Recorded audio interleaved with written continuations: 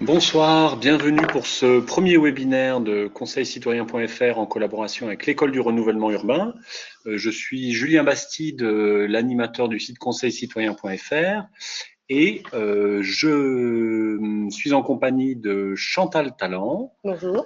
Voilà, vous allez voir l'écran s'afficher. Voilà. Voilà, merci Chantal d'avoir accepté Avec plaisir. de payer les pots cassés d'un premier webinaire. On va voir comment ça se passe. Croise les doigts, croise On les doigts. croise les doigts. En tout cas, a priori, les participants sont en partie présents. Près de 40 participants sont présents. Je pense que vous nous entendez. Il n'y a pas de raison. Sans plus attendre, je vous dis comment ça va se dérouler et puis on va commencer la présentation. Donc, ça va se dérouler de la façon suivante. Il y a deux intervenants pour ce webinaire, Chantal Talent et Jean Verlin, qui est juste à côté de nous, qui Verlaine. va Verlaine. Comme on dit, Excusez-moi, oui. Jean, Pas grave. qui est juste à côté de nous et qui va apparaître à l'écran dans quelques minutes. Chantal et Jean vont faire une première intervention d'une vingtaine de minutes sur la question du cadre de vie dans le renouvellement urbain. À l'issue de ces 20 minutes, nous allons faire une pause et nous lirons les questions que vous aurez éventuellement déposées, puisque vous avez dans l'interface sur votre écran un champ questions et vous pouvez saisir avec votre clavier des questions pendant que les intervenants sont en train de parler ou à la suite de leur intervention. Voilà. Donc, première série de questions, réponses, et ensuite deuxième intervention de Jean et Chantal, et deuxième série de questions-réponses. Nous allons aller comme ça jusqu'à 19h50 maximum, dernier quart, et on fera le bilan tous ensemble de cette opération, puisque vous recevrez un questionnaire à la suite de ce webinaire. Donc, sans plus attendre, je cède la place à Jean, et Chantal, je vous laisse démarrer la présentation. Merci à ceux qui prennent le temps de nous écouter ce soir. Donc, en fait, avec Jean qui m'a rejoint, on a voulu expliquer ce qui nous semble les enjeux majeurs de la question du cadre de vie, du renouvellement urbain. En fait, quand on parle de ça, on parle de quoi? Donc, en fait, moi, mon approche, elle a été de m'interroger sur. On m'a souvent dit, mais rénovation urbaine, renouvellement urbain, c'est la même chose ou c'est pas la même chose? En fait, la rénovation urbaine, ça date de la ville industrielle de la fin du 19e. C'est-à-dire qu'à ce moment-là, il y a eu tout l'exode ouvrière, la constitution de la ville industrielle et de l'habitat ouvrier, mais les ouvriers vivent dans des conditions absolument terribles. Il y a plein de romans là-dessus. Enfin, bref, il y a beaucoup d'habitats insalubres et l'État de l'époque doit faire face à des épidémies dont la plus importante va être celle du choléra de 1832. Et face à ça, les pouvoirs publics réagissent en disant il faut vraiment faire en sorte qu'on puisse rénover cet habitat. Et en fait, la première loi, ça paraît assez loin, mais la première loi sur l'habitat indigne, on en parle encore beaucoup aujourd'hui, eh ben, c'est de 1850. Et il faudra attendre la 1957 où la rénovation urbaine va être une sorte d'obligation nationale pour répondre aux besoins sanitaires de la population. Donc, si on regarde la nécessité de travailler sur cet habitat insalubre, c'est vraiment ce qu'on va appeler la lutte contre les taudis. Alors, peut-être que certains ont vécu, ou ont leur mémoire, grands-parents, parents, où on voyait, alors c'est tout particulièrement dans le Nord, mais il n'y avait pas que dans le Nord, mais le Nord est connu pour les courées, où il y a, quand on parle d'habitat insalubre, ça ne fait pas l'eau courante, pas de sanitaire, etc. Donc, on va décider de refaire cet habitat et puis refaire les habitats avec une démolition massive des bâtiments bien évidemment, mais aussi de tout ce qui compose ce qu'on nous appelle la trame urbaine classique de la ville, la rue, l'assainissement, etc. Enfin, ce qui est assez intéressant, et c'est pour ça que j'ai voulu vous montrer cette photo, c'est que à partir, je vous ai dit, où la loi, la rénovation urbaine s'impose, on va avoir deux types vraiment de villes et deux types même de rénovation qui vont un peu fonctionner ensemble. Dans la première image que vous voyez, c'est l'image que vous connaissez, c'est l'image du grand ensemble. Donc ça, c'est dans 1950. Vous allez me dire, mais quel rapport entre le grand ensemble et l'habitat insalubre? D'abord, le grand ensemble est présenté comme une image de la modernité, qui vient faire le contre-pied à l'habitat insalubre, et puis elle est surtout aussi portée, mais je pense que Jean y reviendra aussi, avec une théorie qui s'appelle l'héliotropisme. C'est une théorie sur la ventilation, sur l'air, le soleil, etc. Et puis avec de l'espace, rien que de l'espace, toujours de l'espace. Et dans le même temps où il y a ça, on va continuer à rénover les centres-villes. Et puis, avec la loi Malraux, qui est assez connue, 1962, on va protéger le patrimoine historique. Donc là, ces deux photos illustrent à la fois le grand ensemble tout à fait traditionnel, mais aussi l'habitat à pans de bois très traditionnel qu'on va tenter de sauvegarder. Alors, pour ça, on va trouver les opérateurs classiques, c'est-à-dire les sociétés d'économie mixte, les organismes de logement social. C'est plutôt dans les grands ensembles qu'on va les trouver. Et tout ça, c'est piloté par les communes. Il faut savoir quand même que pourquoi je reviens sur la rénovation, c'est parce que la rénovation, elle n'a pas été bien vécue, surtout à cette époque-là, par la population. S'il y a des conseillers citoyens du Nord qui nous écoutent, la première grande lutte urbaine, c'est à Roubaix, c'est l'Almagar, parce que les gens disent oui, notre habitat est insalubre, mais on veut garder cet habitat-là, même si évidemment il a des conditions très très précaires. Et en fait, cette politique-là est tellement peu populaire qu'on va l'arrêter en 78. C'est-à-dire qu'à partir de 78, on ne parlera plus de la rénovation urbaine. On va véritablement réserver le traitement du logement salubre en tant que tel, mais que sur l'habitat. On ne va plus avoir cette politique vraiment d'éradiction comme il pouvait y avoir précédemment. Donc, il va falloir attendre les années 2000 pour qu'enfin on ne parle plus de rénovation urbaine, mais on parle de renouvellement urbain. C'est avec la loi de solidarité et de renouvellement urbain. Et là, en fait, on va de nouveau conjuguer ce qu'on va le travail pour agir sur les dysfonctionnements, soit en agissant sur des immeubles, parce que en fait, les immeubles qu'on a construits dans les années 50, voire même avant, ne correspondent plus aux usages et aux normes. Ça aussi, c'est un enjeu, j'y reviendrai tout à l'heure, très actuel, on puisse répondre à des normes plus écologiques. Et enfin, des normes urbaines, c'est tous les enjeux de travailler sur les quartiers qui sont des fois stigmatisés ou ne répondent plus non plus aux besoins d'usage des habitants.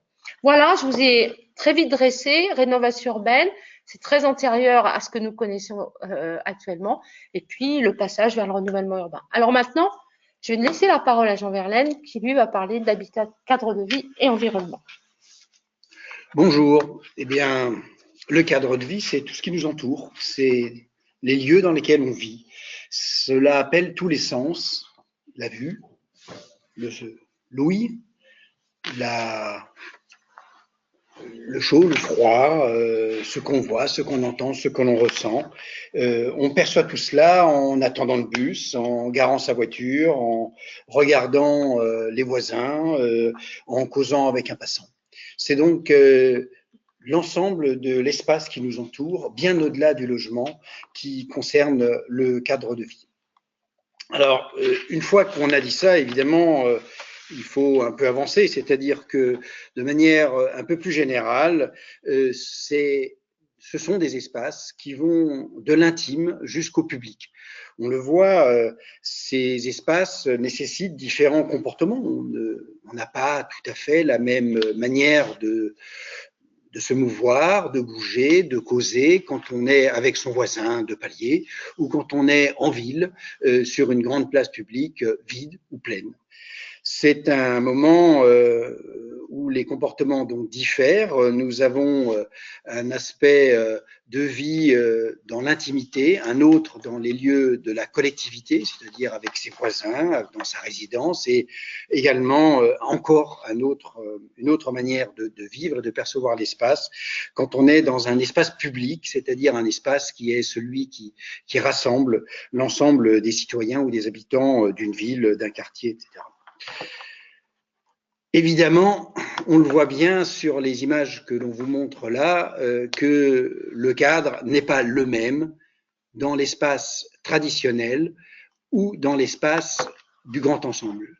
Chantal le disait, l'héliotropisme, vous avez à gauche un petit dessin fait par Le Corbusier qui explique bien tout l'intérêt qu'il y a à avoir un espace sain, aéré, ventilé, avec de la lumière, une grande vue, des espaces lointains, etc. Tout cela est formidable, c'est le sentiment hygiéniste, Chantal en a parlé.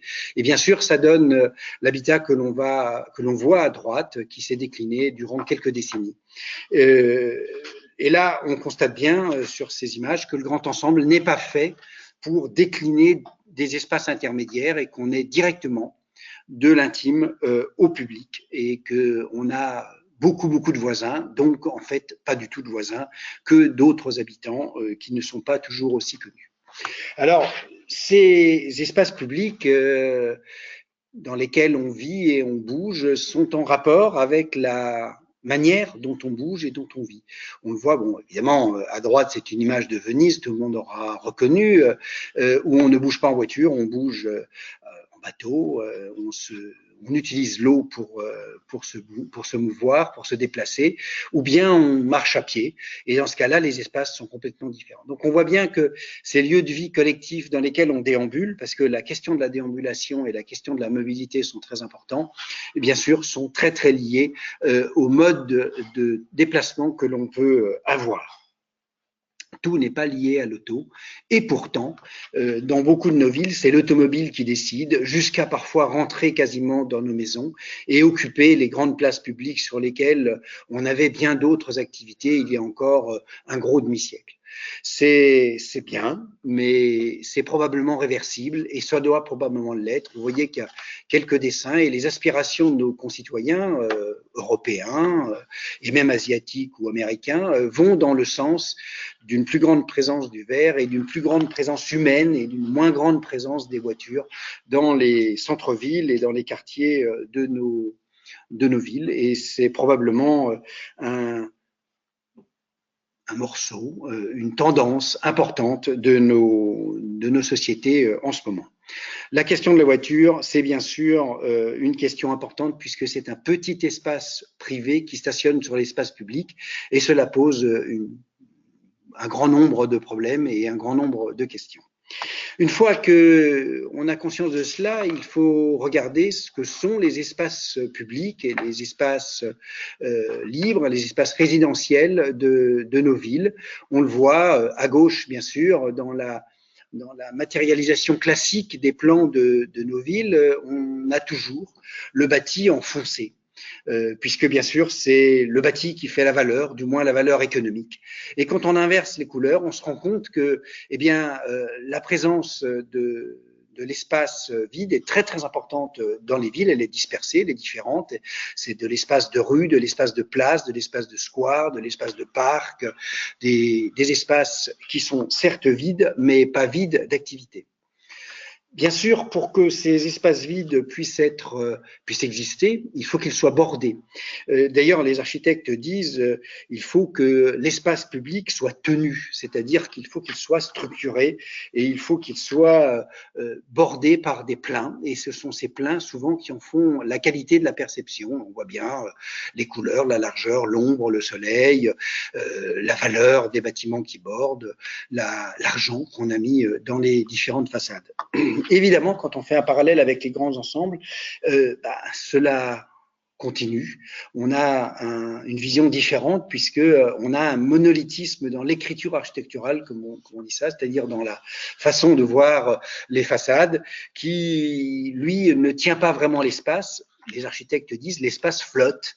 Et c'est un peu vrai puisque cet espace a moins d'usage et c'est juste un espace qui a la vertu d'être libre et pas la vertu d'avoir une fonction fortement déterminée.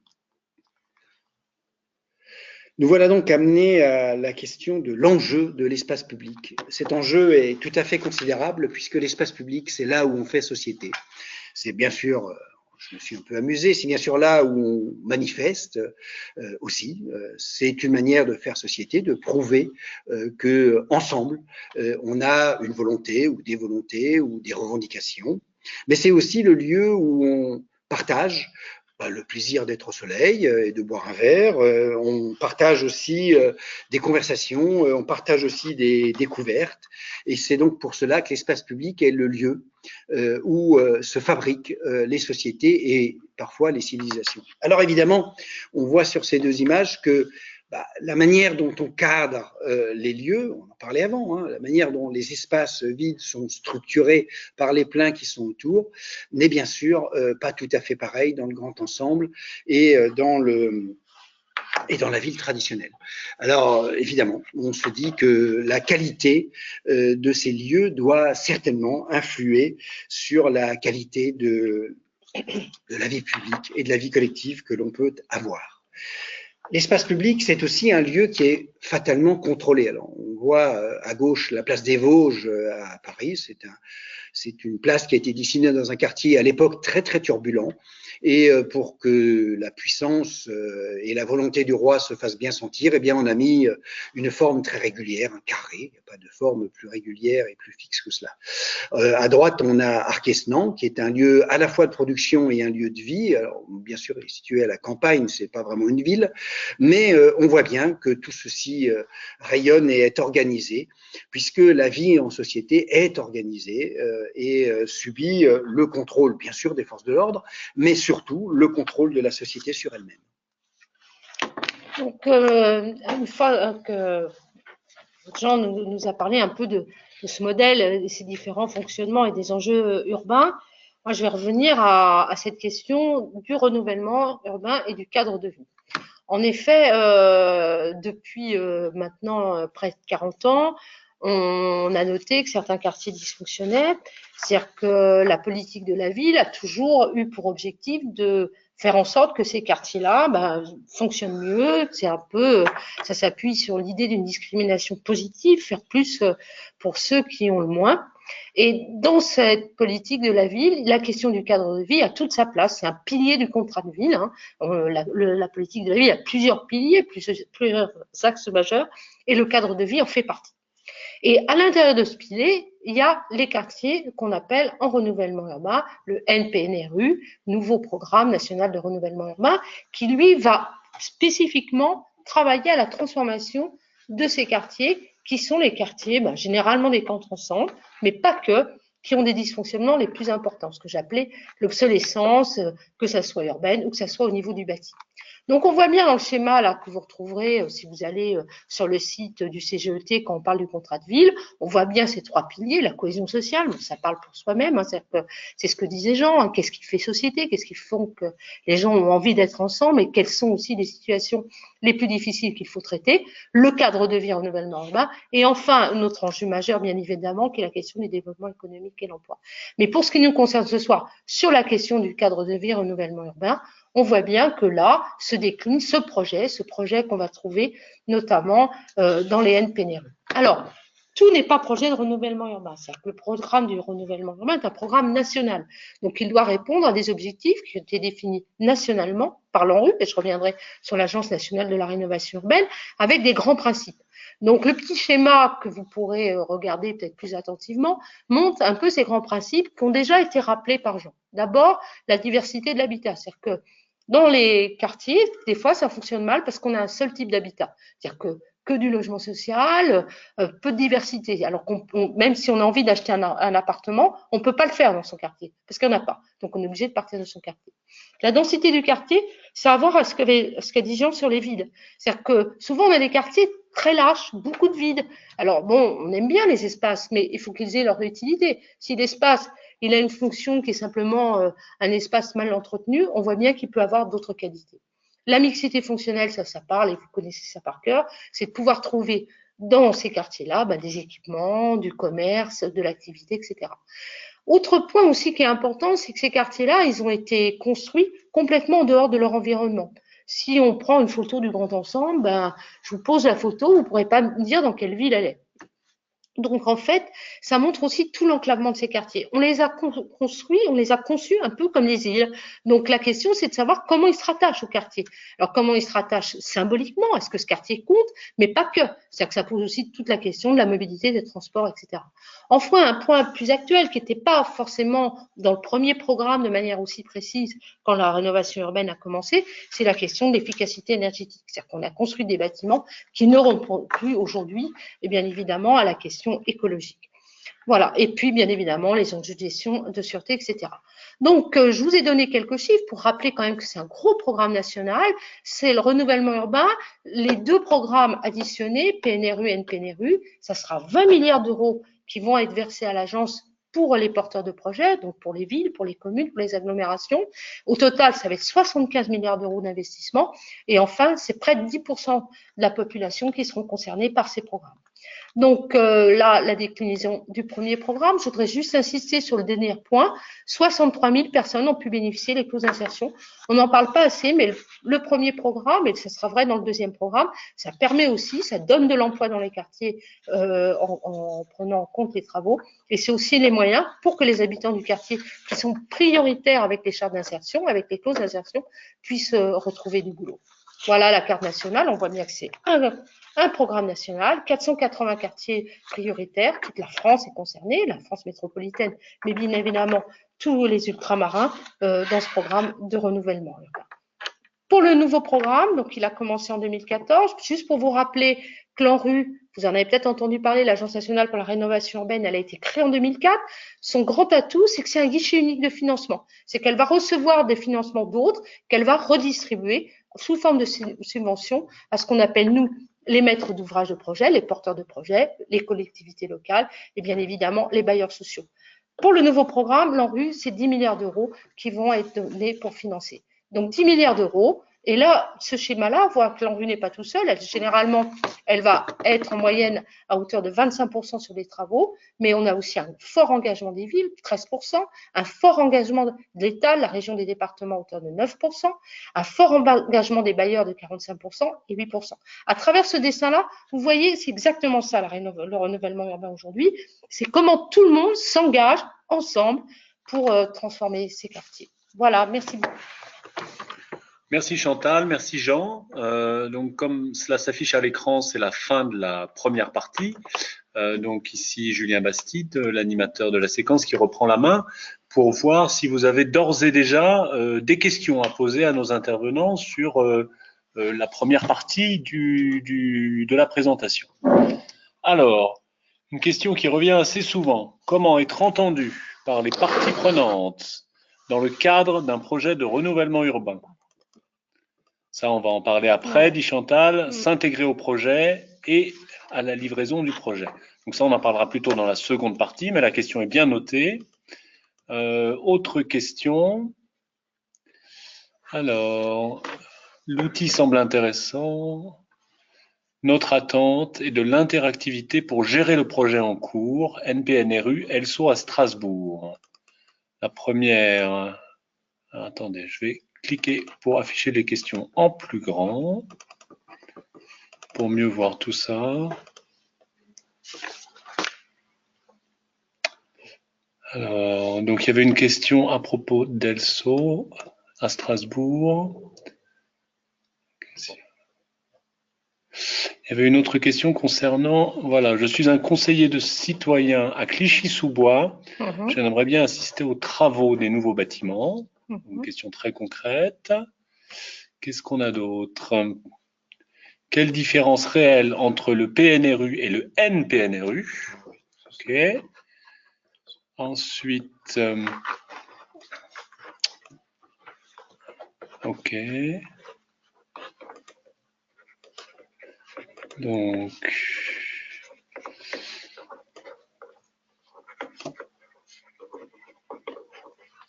je regarde les autres questions. Voilà, mais je crois qu'on a fait le tour pour l'instant des questions, si je ne m'abuse. Voilà, est-ce que vous avez déjà, d'ores et déjà, Jean et Chantal, des réactions? Je vais peut-être répondre à la première question, la différence entre PNRU et NPNRU.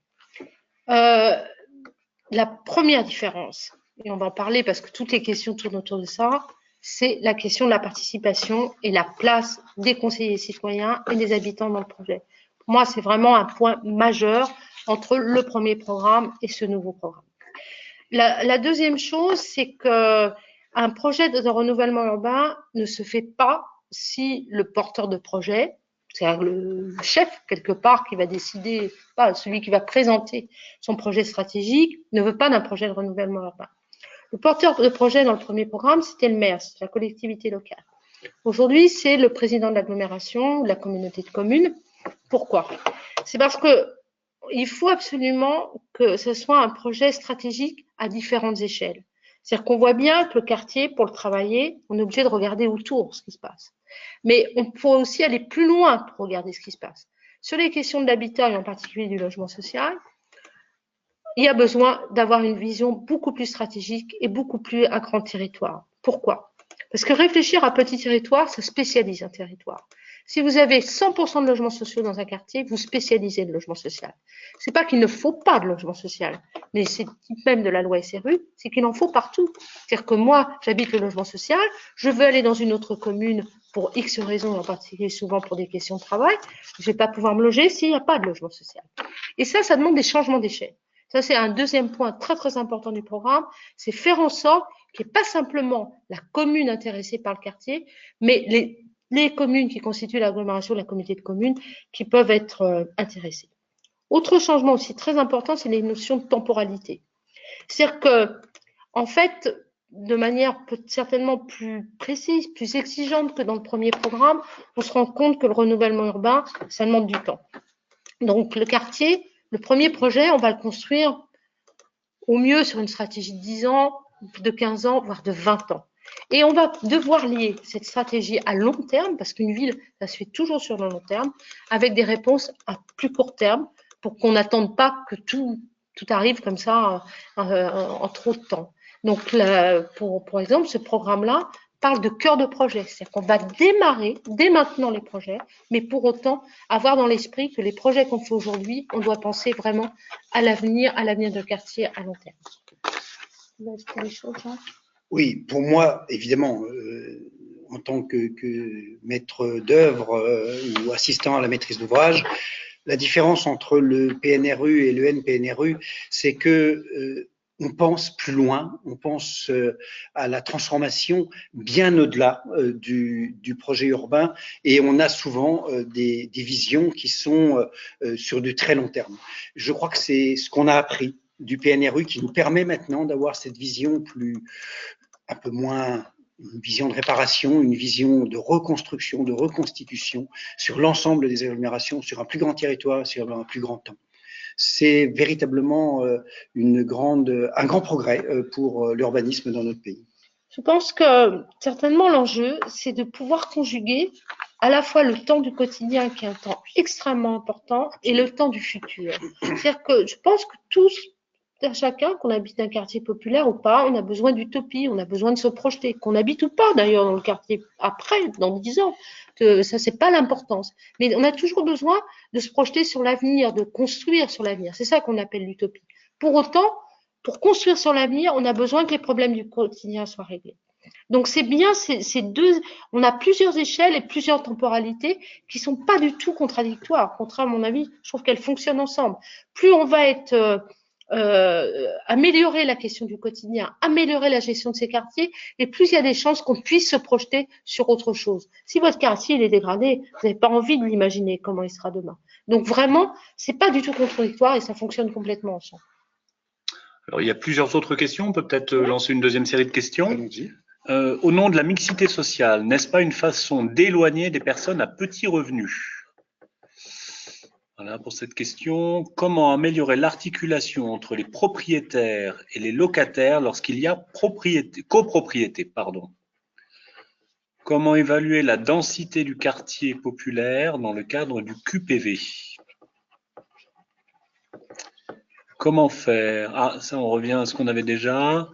Comment faire lorsque manifestement les habitants du quartier n'ont pas leur place dans la phase de programmation? Ça, on verra ça après. On avait dit dans la deuxième partie. Et je crois que nous avons fait le tour, sauf erreur de ma part. mixité sociale? Toi, moi, comme tu veux. Les deux. Allez. Donc, c'est un enjeu qui n'est pas un enjeu spécialement lié au renouvellement urbain. C'est-à-dire qu'on en parle beaucoup sur les quartiers, mais en fait, la question de la mixité, c'est une question qui doit se poser partout. C'est-à-dire que la question de la mixité, elle repose, et ce que je disais sur la loi SRU, sur oui ou non la capacité de produire du logement du logement à bas loyer pour aller vite, du logement accessible pour tous, voilà. Hein. Donc évidemment, on pourrait avoir une discussion très large pourquoi aujourd'hui le logement est si cher, mais c'est pas le lieu du débat. En tout cas, il y a un véritable enjeu que le logement social qui a permis dès son origine de loger des populations ouvrières, des populations modestes, elle continue à jouer ce rôle-là. Je pense que le logement social a un rôle de service public. Donc ça, la question de la mixité, elle passe par cette accessibilité-là. Pour autant, construire du logement social, c'est aussi permettre aux gens de bouger et à la fois à l'intérieur du logement social et de ne pas être assigné à une résidence. Dire que faire, quand je disais 100% de logements sociaux dans un quartier, c'est pas forcément de la philanthropie, c'est pas forcément être généreux. Ça peut aussi dire, bah là, comme ça, là, on sait, ce quartier-là, il est pour telle ou telle personne et pas pour d'autres. La ville, elle est faite, j'en le rappelais, donc on le voit bien à travers les vies de quartier avec les espaces communs, de mélange. Donc vraiment, cette question-là, je pense que c'est une question très importante. C'est pour ça que, y compris dans le nouveau programme de renouvellement urbain, il y a beaucoup insisté sur la question de permettre, y compris dans la construction de logements neufs, d'offrir des logements à bas loyer. Mais bien évidemment, c'est un enjeu de taille pour les habitants des quartiers. Oui, pour moi, c'est à peu près dans le même sens. La question de la mixité sociale, c'est la question du choix. C'est-à-dire que s'il n'y a pas de choix, il n'y a pas de mixité. Quand on est assigné, ce n'est pas possible. Donc, la meilleure manière, probablement, de rentrer dans le dossier, c'est de transformer les morphologies de manière à avoir plusieurs types de logements sur tous les sites. Et plusieurs types, cela veut dire, bien sûr, plusieurs statuts, c'est-à-dire des logements en propriété, des logements en location, des logements avec des loyers modérés et aussi des logements individuels, des logements collectifs, des logements intermédiaires. Donc c'est effectivement le principe du mélange qui doit nous guider. Alors bien sûr, cela peut être détourné, c'est vrai. Ça peut être détourné, on peut se servir du propos de mixité pour pouvoir éloigner un certain nombre de populations. Ce n'est bien sûr pas le but de la loi, mais il faut rester vigilant sur ce sujet-là de manière à éviter les dérapages. La manière de traiter la mixité ne connaît pas de recette. On ne traite pas la mixité dans un territoire où le besoin de logement est criant et dans un territoire où le besoin de logement est plus faible parce qu'il y a des prises, parce que la population a une petite tendance à s'en aller, parce qu'il y a moins de pression, etc. Donc il faut adapter à chaque lieu et adapter en permanence parce que on le voit en 5, 6, 7, 8 ans, les tendances peuvent s'inverser et il faut être très vigilant. C'est la raison pour laquelle c'est un dossier qu'il faut tenir dans le temps. Je voudrais juste rajouter, parce que c'est un point important, c'est que, et on en parlera tout à l'heure, la mixité, c'est pas que par l'habitat. C'est aussi par toute la question des équipements publics. Les équipements publics pour qui? Est-ce que les écoles, ça passe aussi par des espaces publics? C'est-à-dire que dans un espace public, ce qui est intéressant, c'est qu'il y a des gens que vous connaissez pas et que vous allez côtoyer dans les commerces aussi, quoi. Ça passe par tout ça. Donc, quand on parle de mixité, il faut pas simplement réduire à l'habitat. On peut parler des copropriétés? Je t'en prie. Les copropriétés, c'est pas facile. C'est pas facile parce que quand on gère ou quand on travaille avec une copropriété, eh bien, on a autant d'interlocuteurs qu'il y a de logements. En gros, parfois, certains propriétaires ont 2 ou 3 logements. Quand on travaille dans un grand ensemble HLM, eh bien, c'est très simple. On a un seul propriétaire pour l'ensemble et c'est un propriétaire professionnel. C'est son métier. Il sait, il a une stratégie et il a un grand parc sur lequel il peut répartir les dépenses, les coûts, les risques. Dans les copropriétés, c'est infiniment plus difficile. Donc, on est en train d'apprendre. Ça fait quelques années qu'on travaille sur ce dossier-là. Il y a encore beaucoup de travail à faire et d'expérience à faire remonter de manière à améliorer non seulement les techniques, mais aussi les législations. Moi, je suis persuadé qu'il faudra probablement, dans la décennie à venir, trouver des législations, des crédits supplémentaires sur la question des copropriétés qui sont effectivement très difficiles. Alors moi, j'entendais un peu différemment la question, mais c'était un peu pour moi comment, quand on est locataire, on travaille avec un propriétaire. Donc, si pour répondre à la question telle que je l'ai entendue, moi je dirais qu'il n'y a pas de différence en fait. C'est-à-dire que quand on est sur un projet, on aura à un moment donné des intérêts différents parce qu'on est propriétaire ou locataire, mais on doit tous faire partie du même projet. C'est-à-dire qu'on ne travaille pas pour soi, on travaille pour le projet. Qu'est-ce qu'il va faire ensemble, qu'on puisse justement travailler sur la question des espaces publics, sur la question des bâtiments, sur la question du devenir du quartier. Ça, tout le monde est concerné, quel que soit son statut locataire ou propriétaire. Il y a encore quelques questions sur la densité. Ouais. Ah oui, on n'a pas répondu sur la densité, pardon. C'est très compliqué. Je crois que on va, oui, effectivement, on en parle très régulièrement ici, mais ce qu'il faut retenir, c'est tout simple, c'est que la densité des grands ensembles, contrairement à ce qu'on croit, contrairement à ce qu'on perçoit, est une densité faible. C'est-à-dire qu'on a du grain à moudre, voilà, en gros. C'est-à-dire qu'on peut rajouter des choses. Là où le sentiment de densité est très fort, c'est parce que justement, il y a une grande monotonie des constructions, il y a une grande hauteur des constructions, mais par contre au sol, eh bien, c'est assez disloqué. Donc, en faisant un renouvellement urbain, c'est-à-dire en passant peut-être d'immeubles très hauts à des immeubles plus bas, on doit pouvoir non seulement garder la même densité, éventuellement même légèrement l'augmenter, sans que cela se perçoive. Et au contraire, alors on a eu quelques expériences, en particulier à Mulhouse, le quartier Brossolette, où la densité a augmenté et tout le monde est persuadé qu'elle a baissé.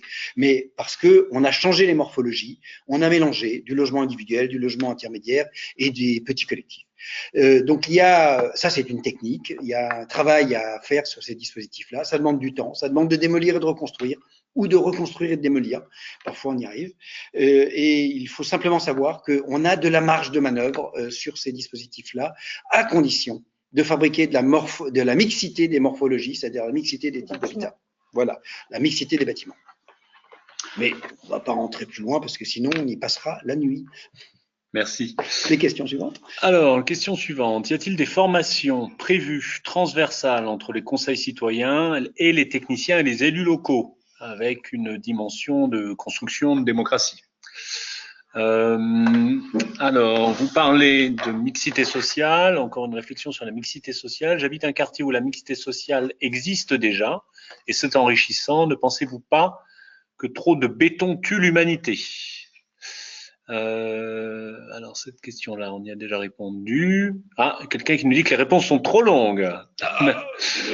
Alors, qui répartit les fonds entre bâtiments et cadres de vie? Le Softellard. Le Softellard, je pense. Alors, question. Dans les projets urbains, on nous parle souvent d'urbanisme, habitat et cadre de vie. Quelle est la place des urbanités? Ça fait partie de l'urbanisme. C'est le sujet. On va y arriver. Alors, on va y arriver. Pourquoi l'ANRU veut-elle tant de la démolition, dans les programmes de rénovation urbaine? Alors, logement accessible aux jeunes et célibataires et les seniors peuvent-ils être considérés comme personnes prioritaires? Ça, c'est le Conseil citoyen de l'île de la Réunion qui nous pose cette question. Les conseils citoyens peuvent-ils bénéficier des subventions allouées aux municipalités? Alors, on s'éloigne un tout petit peu du sujet. La ville de Denain va réaliser sa seconde rénovation urbaine. Y a-t-il un nombre limité de rénovations?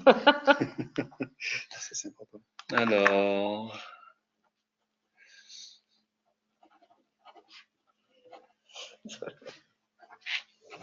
Ah oui, tout à l'heure, je n'ai pas lu entièrement la question de Strasbourg.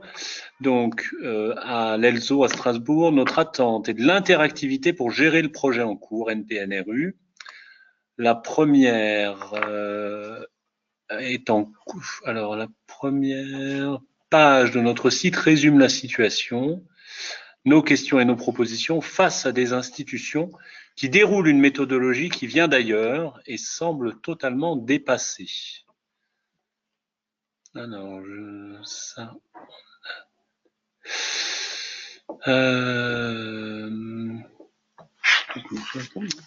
entre le but de la loi et parfois la réalité du terrain, il y a une différence. C'est un commentaire. Ah, ça pas réglé. Ah oui. Alors, toujours de l'île de la Réunion, entre le financement des bailleurs, alors je comprends pas bien la question, les montants financés sont-ils communiqués au Conseil citoyen, le montant de la rénovation urbaine?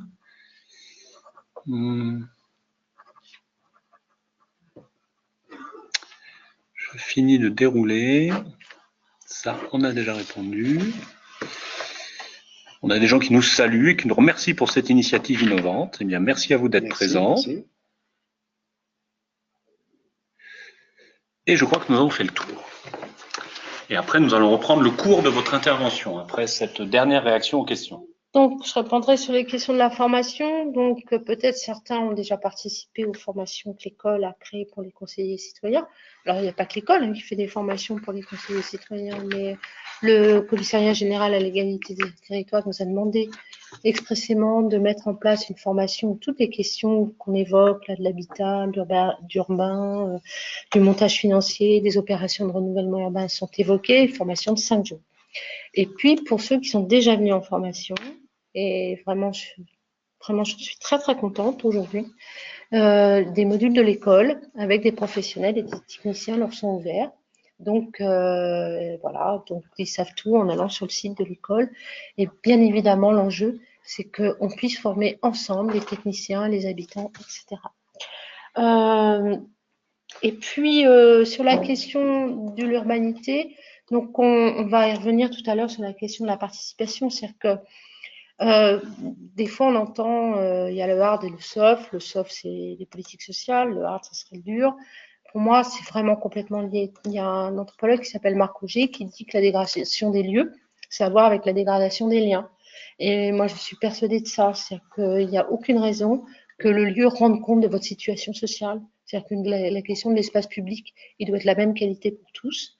Et donc, c'est aussi ça qui redonne de l'urbanité, de l'avoir le plaisir d'être dans votre soi.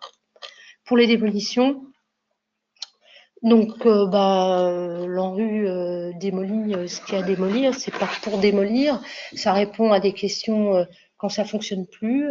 Pendant très longtemps, moi je travaille dans la politique de la ville depuis un certain temps, on avait souhaité pouvoir démolir, on n'en avait pas les financements et on sait que quand ça fonctionne mal, parce que soit les immeubles ont été mal bâtis, mal foutus, ou tout simplement dans des cadres qui sont qui dysfonctionnent complètement, eh ben, il faut reconnaître qu'il faut passer par les démolitions. Alors, les villes, elles se renouvellent toujours sur elles-mêmes. Hein. Là, c'est plus massif parce qu'on a construit dans les années 50 2 millions de logements, si vous voulez. Donc, évidemment, on a une même typologie de logements et de quartiers et qui sont construits à la même époque. Mais je pense que c'est pas la question de la démolition en soi. La question pour moi majeure, c'est démolir pourquoi. Donc ça pose la question de quel projet urbain. Et la deuxième chose, c'est comment les gens sont traités. C'est une question bien évidemment tout aussi majeure. C'est-à-dire que la démolition, ça se fait pas contre les gens, ça doit se faire aussi avec les gens. Pas dans les immeubles, hein, mais aussi avec les gens sur les questions du relogement, etc. Mais pas que sur les questions du relogement, sur la question du choix du projet urbain aussi. Ce qu'il faut savoir, c'est que la ville ordinaire, la ville qui n'est pas le grand ensemble, elle se renouvelle tout le temps. Elle se renouvelle en permanence parce que il y a des îlots et dans les îlots il y a des parcelles et chaque parcelle vit sa vie et au bout de parfois 50 ans, parfois 100, parfois plus, eh bien on démolit et on reconstruit. Là évidemment, comme le grand ensemble est monolithique, on est obligé de passer par un certain nombre de phases de démolition un peu plus brutales, c'est vrai, parce qu'il faut revenir dans un cycle de mutation normale et ordinaire de ce dispositif. C'est la raison pour laquelle il y a toute cette douleur de la démolition, mais qui est probablement indispensable pour pouvoir passer après à des mutations normales, simples, ordinaires, que la ville pourrait connaître. Voilà. Donc le renouvellement ne s'arrêtera pas, il est permanent. Rome se renouvelle depuis les Romains en permanence. Paris aussi, Lyon aussi, enfin toutes les grandes villes et tous les villages se renouvellent en permanence. Je crois qu'une partie des questions trouvent leur réponse dans la suite. Donc, très bien. On pourrait peut-être. Eh bien, passons à la suite. Allez. Allons-y. Je crois que c'est à Non, c'est à Jean de reprendre la parole. Jean, à vous de jouer. Eh bien, merci. Je vais passer donc au visuel. La question est comment travailler sur les espaces publics. Alors, bien sûr, on s'est focalisé sur l'espace public parce que c'est là où on vit ensemble, donc c'est là où c'est très important, et puis qu'on a déjà appris comment travailler sur l'immobilier, sur l'habitat. Pour bien travailler sur l'espace public, je suis persuadé qu'il faut se poser les questions dans le bon ordre, c'est-à-dire ne pas dire ce qu'on va faire, mais se demander d'abord pourquoi on le fait. Et pour cela, il faut partir des usages. Parce que, on l'a dit, l'espace public, c'est l'endroit où on fait société. Donc, de quelle manière fait-on société? Vous le voyez sur l'image, on peut faire société en défilant avec un bel uniforme, on peut faire société en jouant aux boules, en commémorant la Grande Guerre ou autre chose, en faisant le marché, en faisant du sport, en garant sa voiture, bon, j'ai un peu plus de doute, en attendant le bus, etc. Voilà, il y a mille et une formes de faire société. Et ça, c'est un choix qu'il faut faire ensemble. Et c'est pas le même choix que l'on fait au centre-ville, que l'on fait en périphérie, que l'on fait dans un quartier, dans un grand quartier, dans un petit quartier, dans un quartier mixte avec du pavillonnaire où effectivement chacun a son petit jardin, donc on n'a pas besoin de cultiver ensemble. Dans un grand ensemble où personne n'a de jardin, on peut par exemple faire du jardinage. Donc il y a une vraie question qui est quels usages souhaite-t-on avoir dans l'espace public et quels usages souhaitons avoir ensemble? Parce qu'évidemment, on peut commencer à mettre du grillage, des barrières, etc., et se dire ça c'est chez moi et je reste chez moi, mais c'est pas vraiment faire société. Donc, ce vrai travail est un travail sur lequel la parole des habitants est fondamentale parce que c'est la parole des habitants qui guidera les décisions des élus, puisqu'ils sont là pour décider, et c'est cette parole coordonnée des habitants qui doit se faire. Quand je dis coordonner, c'est une parole qui doit être coordonnée entre les générations, qui doit être coordonnée dans le temps aussi, parce que, bien sûr, une commémoration militaire, ça se fait le dimanche, jouer aux boules, ça se fait le soir, faire son marché, ça se fait plutôt le matin, faire du sport, ça se fait dans l'après-midi, etc., etc. Donc il faut gérer les multi-usages. Parce que si on dit l'espace public, c'est un terrain de foot, à côté un terrain pour le marché, à côté un terrain pour faire du skate et encore un autre à côté pour attendre le bus ou bien tenir les murs, eh bien ça fonctionne pas parce que on aura des espaces vides la plupart du temps. Donc il faut coordonner ces usages dans l'espace en permanence. Alors ça, c'est un peu compliqué parce que on les a listés ensemble parce qu'on est des usagers et on arrive en tant qu'habitants à avoir un vrai avis sur ça. La coordination, ça demande un petit peu de règles du jeu, donc là il faut en parler ensemble, peut-être se faire assister. Et puis ensuite, il faut dimensionner les espaces pour ce qu'on y fait, puisque bien sûr, quand on joue aux boules, eh bien on a besoin d'un espace un peu plus petit que quand on gare des automobiles. Voilà. Après ça, il faut également, dans les espaces publics, fabriquer des repères. Alors, c'est très, très bien d'y avoir des activités, mais en même temps, il faut donner des signes. Parce que, nous, on vit le quartier, on le connaît, mais tout le monde ne vit pas le quartier. Et puis, il y a des fois où on arrive pour la première fois, où on découvre. Donc, il faut qu'il y ait des choses qui soient lisibles. Et cette question de la lisibilité est très, très importante. Entre les bâtiments publics et l'espace public, il y a des connivences, il y a des signes qui se donnent. On fait des façades. C'est la raison pour laquelle, une mairie ne ressemble pas à un logement, une usine ne ressemble pas à une école, et une école ne ressemble pas à des logements. Donc, il faut dessiner les choses et les mettre en scène. Sur un espace public, la mise en scène la plus importante, vous le voyez d'ailleurs sur ces images, ce sont des espaces publics, parce que l'espace public a une valeur, une priorité. Dans le monde occidental, dans notre civilisation, l'espace public donne toujours la priorité au bâtiment public, c'est-à-dire à ce que l'on fait ensemble et à ce qu'on a construit dans l'intérêt collectif. Et ça, c'est quelque chose de très, très important. Cette connivence doit donc se structurer autour des espaces publics et de manière raisonnée. Il est hors de question de mettre une mairie dans chaque quartier. Par contre, il y a une école dans chaque quartier. Il est hors de question d'aller mettre une usine dans chaque quartier, mais il est très important d'y avoir un terrain de sport à chaque fois. Alors, dans les signes, bien sûr, il y a des choses un peu démodées, quoi. On le voit bien sur la colonne, la statue du maire sur son cheval, ça se fait plus beaucoup, mais on peut trouver d'autres lieux et d'autres significations exprimées différemment. On n'est pas obligé de faire une statue, on peut faire une façade murale, on peut faire d'autres dispositifs. Ensuite, il faut veiller à ce que chacun ait la bonne place. parce que, bah oui, c'est vrai, enfin, vous le voyez sur les petits dessins verts, là, eh bien, bah, on a donné la priorité aux moyens de mobilité. Donc, on s'est dit, il faut aller vite. Et donc, il faut que ça circule. D'accord. Mais il faut aussi vivre sur le site. Donc, il faut peut-être proportionner l'usage des voiries, des places, en fonction de nos priorités. Est-ce que nos priorités, ce sont d'aller plus vite d'un endroit ou un autre? C'est pas forcément la priorité des habitants, c'est la priorité des gens qui traversent, mais il faut trouver un meilleur équilibre. Notre société est en train de retrouver ces équilibres de manière assez évidente. Du nord au sud de l'Europe, on se pose ces questions-là et on essaye de cadrer un peu plus la présence de l'automobile et le risque qu'elle représente, sans parler bien sûr de la pollution, mais c'est une autre affaire.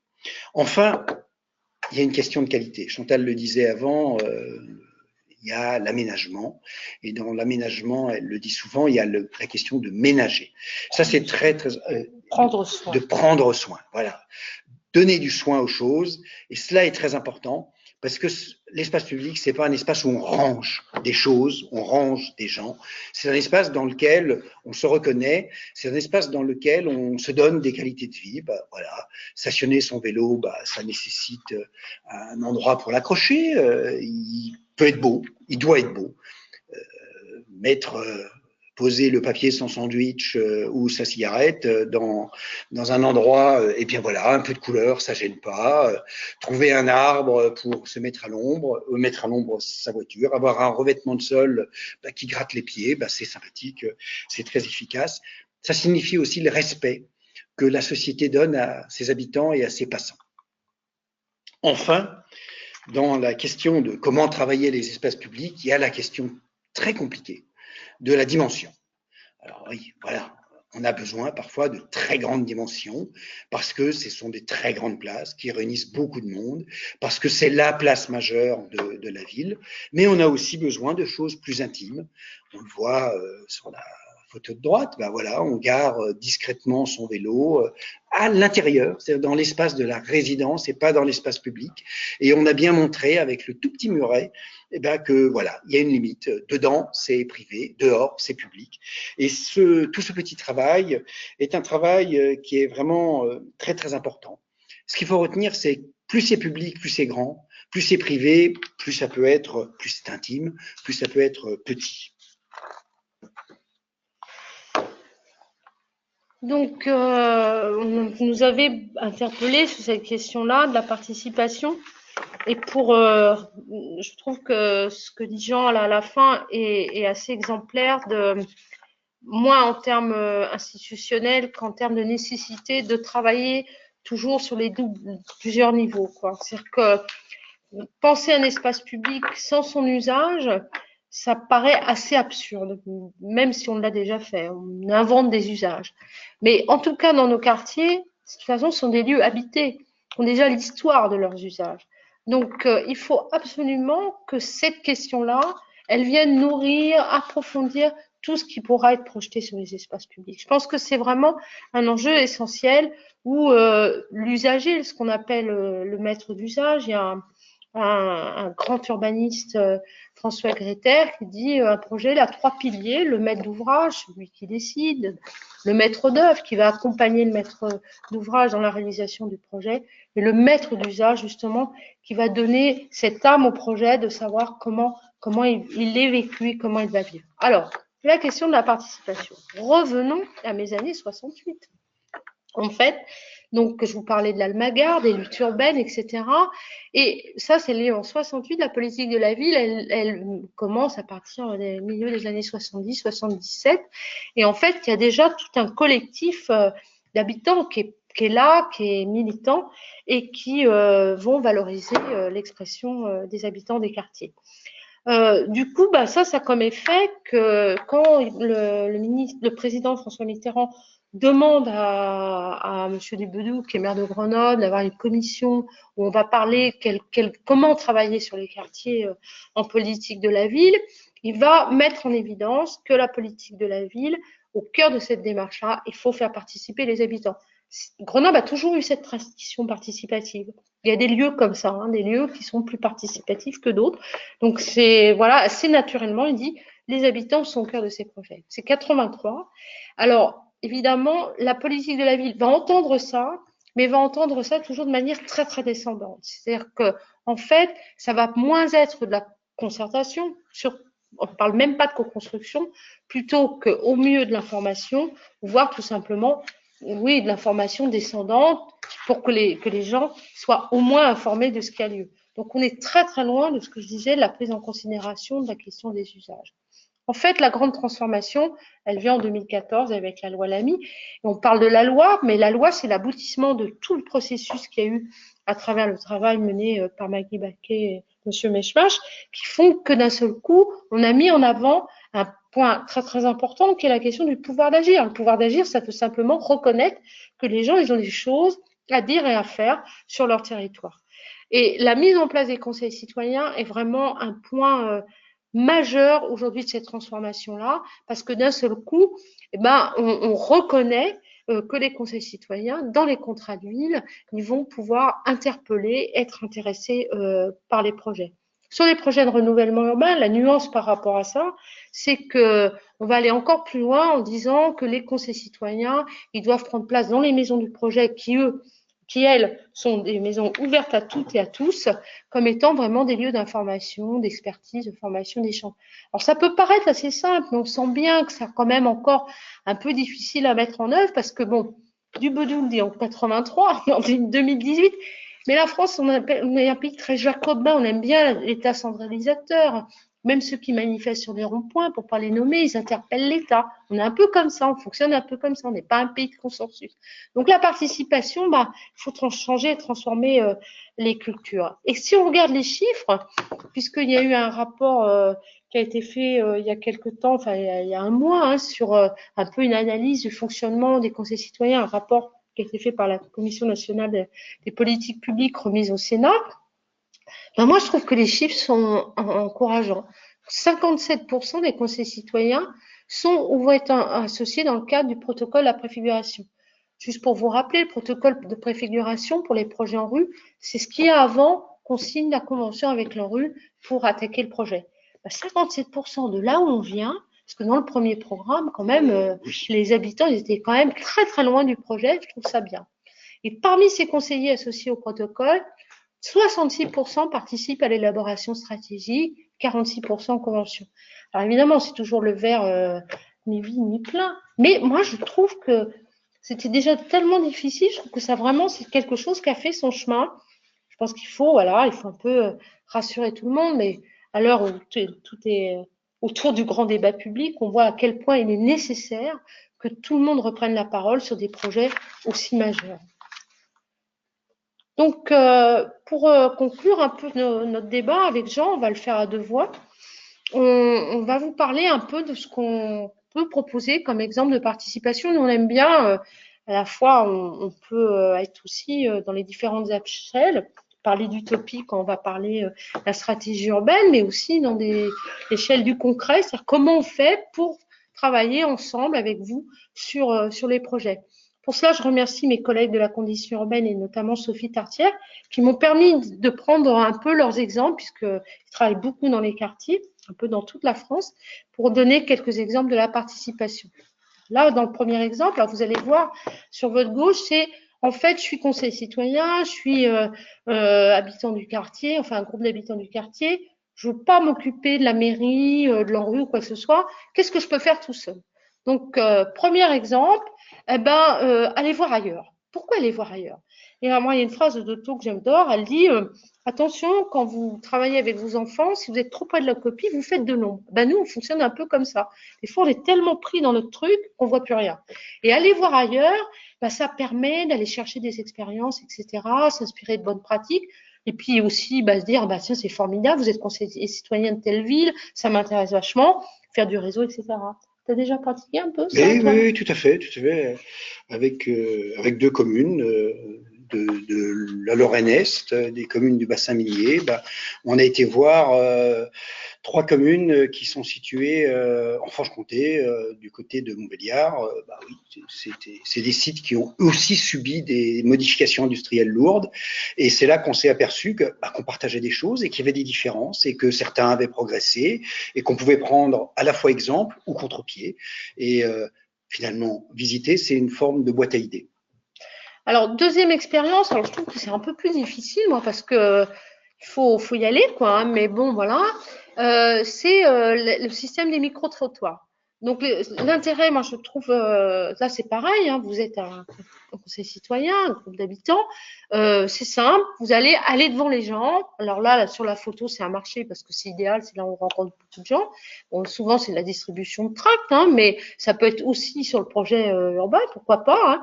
Et ben, aller les voir, recueillir leur avis.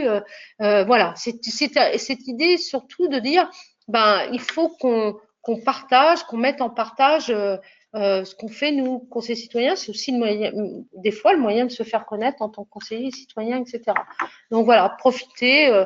Les marchés, je trouve que c'est une bonne occasion, mais pourquoi pas les sorties de métro pour ceux qui sont dans les paysages plus urbains comme nous.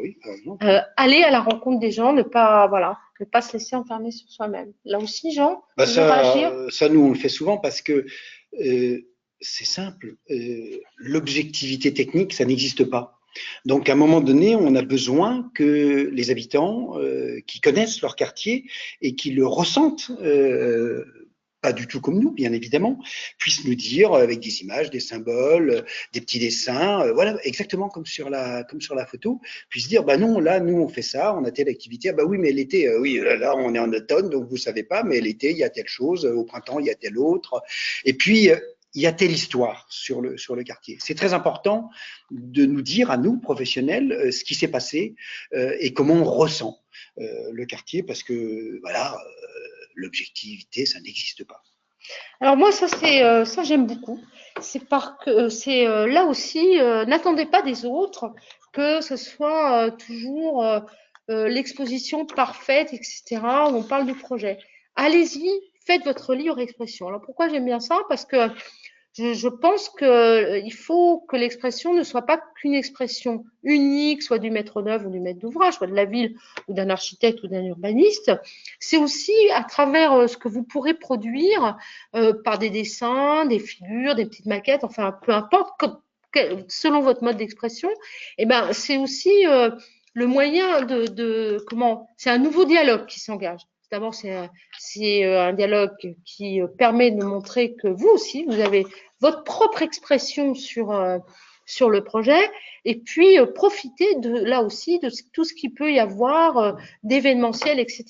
Alors des fois, il faut certainement peut-être un peu pousser la porte, mais le problème de la communication, c'est souvent qu'elle est très lissée, donc du coup, elle parle plus à grand monde, à vrai dire, et que du coup, elle en perd son épaisseur et sa profondeur. Vous avez certainement en tête ce qu'on appelle dans le jargon les 12 mètres carrés sur les palissades, on nous montre un projet en rue, ça donne pas du tout envie du projet.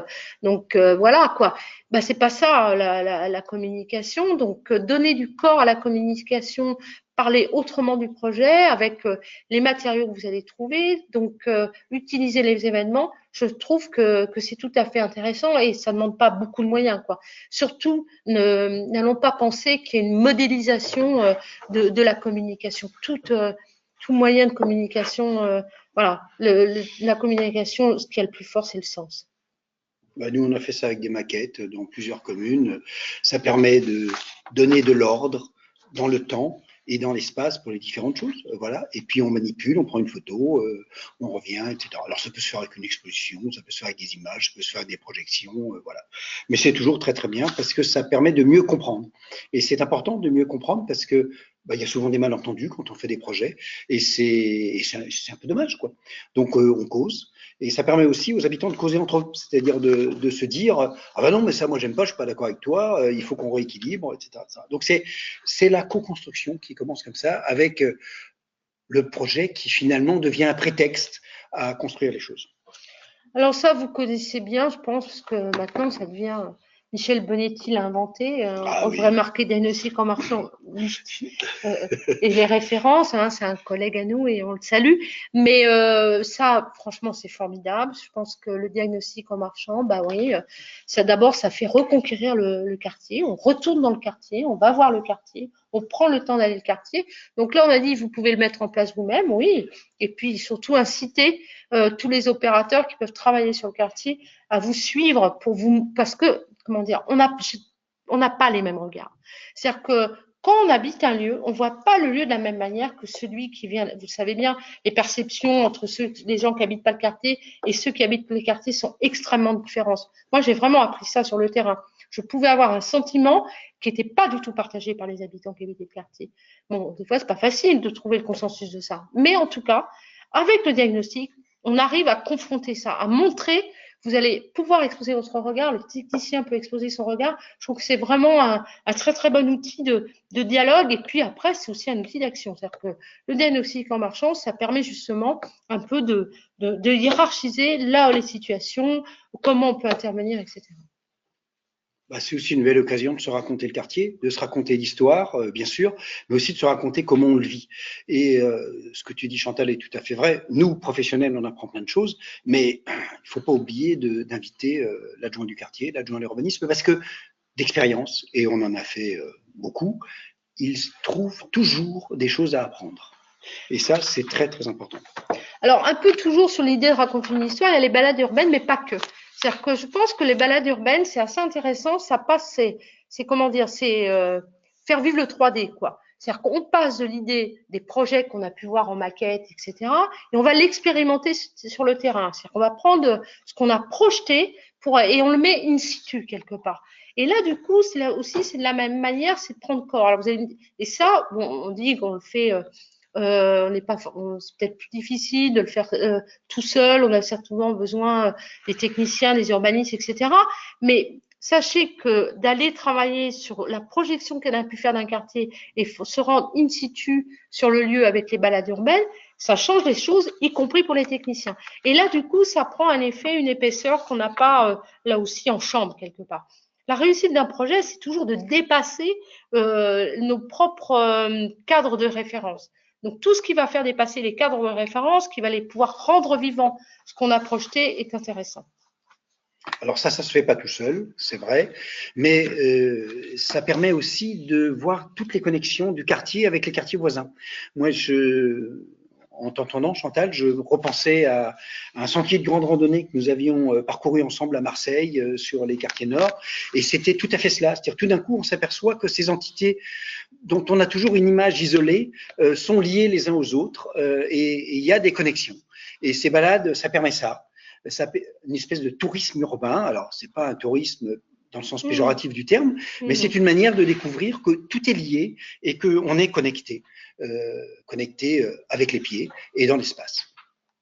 Autre point, alors là, les cartes sensibles, là aussi, c'est un outil, alors pour nous, les urbanistes, essentiel, c'est qu'on va travailler sur les plans pour regarder où il y a telle ou telle pratique, où il y a telle ou telle tension, comment il y a des espaces plutôt spécifiques qu'on ne connaît pas, etc. Je prends un exemple, c'est-à-dire que vous pouvez très bien avoir un espace qui, a priori, est un espace de loisirs qui a été créé au début du quartier et qui en fait ne fonctionne pas du tout comme un espace de loisir ou un jeu de boules qui fonctionne pas du tout comme un jeu de boules. Enfin bref, un coin que vous pensiez qu'il y a un coin qui fonctionne, qui dysfonctionne, ça se travaille. Vous pouvez pas l'imaginer sans avoir les usages du quartier. Autrement, vous n'en avez qu'une représentation.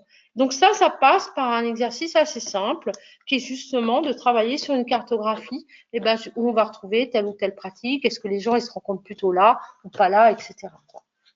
Alors ça, c'est un exercice qu'on ne peut pas faire facilement soi-même. C'est un exercice dans lequel il faut un extérieur qui soit là pour dessiner les choses, pour les matérialiser. Par contre, c'est un exercice extrêmement intéressant parce qu'il permet, dans le temps, de voir comment on évolue. C'est-à-dire que c'est intéressant de faire ces cartes sensibles avant, pendant et après. Donc ça nécessite bien sûr quelques moyens, mais cela permet également de hiérarchiser les priorités ensemble et sur non pas des éléments uniquement émotionnels, mais sur des éléments partagés. Et cela est vraiment important, surtout quand, par exemple, on n'a pas eu tout à fait tous les crédits dont on avait besoin, eh bien, ça permet de se dire, là, c'est plus sensible, c'est plus difficile qu'ailleurs.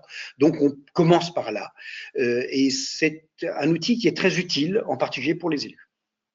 Donc là, atelier participatif, là, on rentre dans le cœur du projet, c'est-à-dire qu'on va travailler sur la base des hypothèses émises par le projet pour voir justement qu'est-ce qui est adaptable, évolutif ou pas. Je m'arrête sur ça parce que je trouve que c'est un point important. Je ne sais pas où vous en êtes, vous, dans vos projets, mais en tout cas, à tout moment du projet de renouvellement urbain, il y a besoin de votre interprétation. Un projet, c'est jamais figé. Au fur et à mesure du temps, il évolue. On le fait évoluer. Donc, n'allez pas croire qu'une fois que la convention en rue elle est passée, tout est fini. Au contraire, une fois que la convention en rue est passée, je serais tenue de dire tout est à construire et comment on va pouvoir intervenir sur un lieu. On aura défini que c'est un espace public avec tel ou tel usage. Il va falloir qu'on confronte toujours avec les habitants pour savoir l'usage qu'on a défini en fonction de ce qui va changer des différentes fonctions. Est-ce que c'est pertinent ou pas pertinent? Voilà. Et alors, autre point, ce qui est marqué dans le slide, c'est que c'est le consensus et la force du collectif. Ben oui, un projet, c'est forcément consensuel. C'est-à-dire que c'est pas un rapport de force entre l'un et l'autre. C'est vraiment comment des gens avec des pensées différentes, des cultures différentes, des attentes différentes vont trouver ensemble les moyens de faire un projet consensuel. Bon, en France, on est moins consensuel que dans d'autres pays. Pourtant, la question de la participation, elle est construite sur les consensus. C'est les ateliers, c'est un moment de fabrication du projet ensemble. Tu l'as dit. Je voudrais juste témoigner que cela ne fait pas 20 ans que les professionnels savent le faire entre eux. C'est-à-dire quand il y a 4 professionnels qui sont sur un même îlot, qui ont chacun une parcelle, et il y a 20 ans, chacun faisait son petit machin dans son coin. Et c'est encore trop peu souvent où on arrive à travailler les 4 ensemble sans se regarder en chien de faïence. Et ces expérimentations-là sont encore des expérimentations, c'est pas généralisé. Donc vous voyez que les habitants sont pas en retard sur les professionnels, bien au contraire. Voilà, donc là sur la question des événements, bien sûr, faire une fête, faire un moment un peu privilégié, ça permet de le faire ensemble. Et justement, on disait que les espaces publics sont les lieux où on fait société collectivement. Faire un événement, c'est une manière de faire société, c'est une manière de marquer dans le temps le début d'une opération, la fin d'une opération, ou bien même parfois le retard d'une opération. C'est une manière de partager collectivement cette attraction. Et le fait de participer à l'événement, même si on n'était pas d'accord sur la totalité, ça permet de se le faire sien et de rentrer chacun dans la démarche et de se l'approprier. Permets-moi de faire discrétion, Jean, mais personne n'aurait pensé il y a quelques mois qu'un rond-point pouvait être un lieu de convivialité. Effectivement. Donc, on voit bien que, oui, pourquoi un rond-point devient un lieu de convivialité? Parce que les gens en ont décidé ainsi. Et que cette question-là de réoccuper l'espace est un enjeu essentiel où les habitants, évidemment, sont totalement partie prenante. Voilà, il y a une dernière qui est un peu, voilà, ce qu'on fait, la carte mentale, c'est le travail sur les ressentis, etc. À travers tous ces exemples qui vous ont été donnés, c'est pour vous montrer que les pistes sont extrêmement larges. C'est juste des exemples. Vous en avez certainement plein d'autres, plein de capacités d'innovation. Je pense que c'est vraiment cette idée qu'il faut y aller, quoi. Il n'y a pas de petits ou de grands modèles là-dessus. C'est comment, d'une part, vous êtes partie prenante du projet, comment vous devez connaître le projet. Je l'ai marqué dans un slide, je le rappelle. L'avis du Conseil citoyen est requis au moment de la convention, la signature de la convention du projet de renouvellement urbain. C'est pas par altruisme, c'est bien que ce soit par altruisme, mais en tant qu'urbaniste, je dois dire qu'on a absolument besoin de cette question, de votre ressenti, de votre participation, si on veut véritablement faire des beaux projets. Voilà. Il n'y a qu'une seule erreur, c'est de ne rien faire, c'est de se taire. Ouais, c'est pas. Ça arrive. Oui, c'est vrai. Merci. Merci à vous deux, merci beaucoup. Alors, déjà, beaucoup de questions pour la deuxième et dernière phase de questions. Alors, je vous les lis. Un conseil citoyen peut-il porter, alors j'imagine à lui tout seul, un projet de renouvellement urbain ou d'embellissement en partenariat? Ah non, en partenariat. Peut-il porter en partenariat un projet de renouvellement urbain ou d'embellissement? Alors, si le projet présenté lors de la réunion publique ne convient pas aux habitants, que peut-on faire en tant que membre du conseil citoyen? Il y en a une autre un petit peu plus loin qui est un petit peu similaire. Je vous la lirai ensuite. Repenser les centres-villes sans voiture, comme l'a fait un maire d'une ville d'Espagne, c'est audacieux. C'est faire des parkings en périphérie. C'est une évolution permettant une vie à dimension plus relationnelle et permettre aux gens de faire de l'exercice physique. Donc là, ce n'est pas une question, c'est une réflexion. Nous avons toujours des remerciements pour ce séminaire. Merci. Alors, ça, on a déjà répondu. Ça aussi. Quelle est la place des conseils citoyens dans le cadre des enquêtes sociales? Question du conseil citoyen de Moissy-Cramayel. Quelle est la marge de manœuvre des habitants dans la participation au projet de renouvellement urbain? Ici, tous les projets se font sans participation. Malheureusement, il y a encore un certain nombre de projets qui se font sans participation. Et voilà, encore, que peut-on faire lorsque le PRU est fait sans leur participation, hors la signature au bas d'un document, lorsque les urbanistes enlèvent les bancs au motif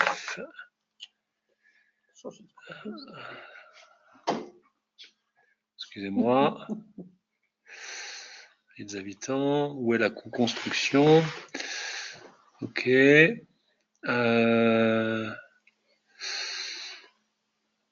Alors,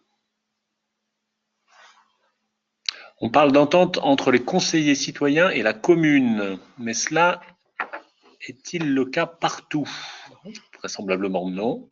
Mais on va en reparler. Alors,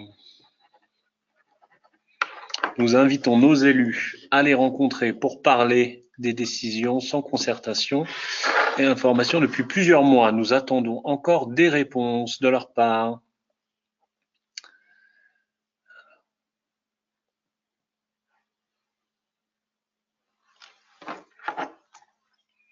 Les ultramarins sont-ils les grands oubliés? Car les logements et les montants des loyers sont multipliés par 2 ou 3 comparés à la métropole. Comment pouvons-nous agir?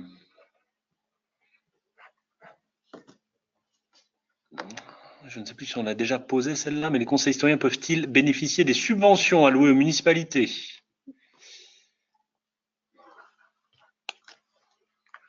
Une question que je ne comprends pas bien, peut-être est-ce de l'humour. Le vélo va rester pendant combien de temps devant l'immeuble? C'est peut-être une référence à la photo de tout à l'heure. Une photo. Ah oui.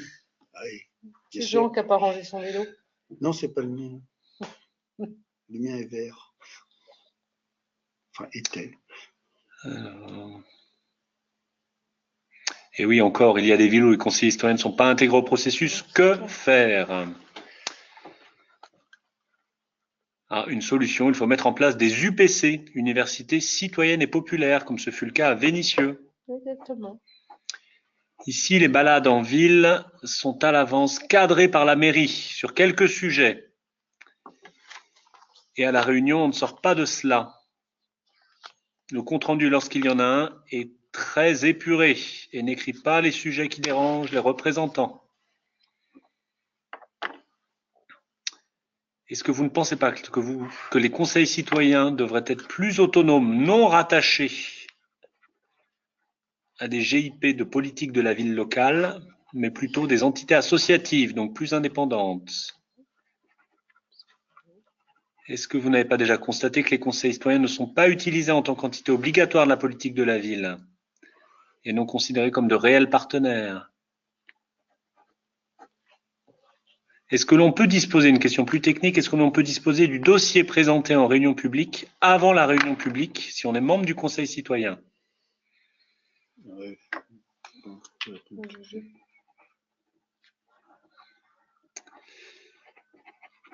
Comment pérenniser les conseils citoyens? Mon conseil citoyen, j'y tiens, ça fonctionne plutôt bien.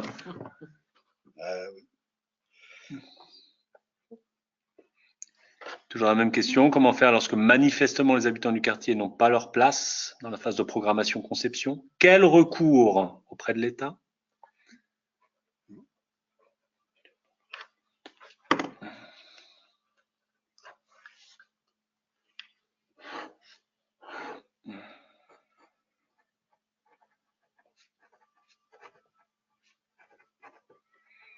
Aujourd'hui, le Conseil citoyen est consulté pour avoir un avis de solution sur une réalisation rejetée par les habitants. Il eût peut-être été mieux de demander aux habitants ce qu'ils voulaient pour s'approprier cet espace. Oui, ça c'est le cas où le Conseil citoyen est consulté après coup parce qu'il y a eu un rejet de la part des habitants. C'est pas de la coproduction. Ouais.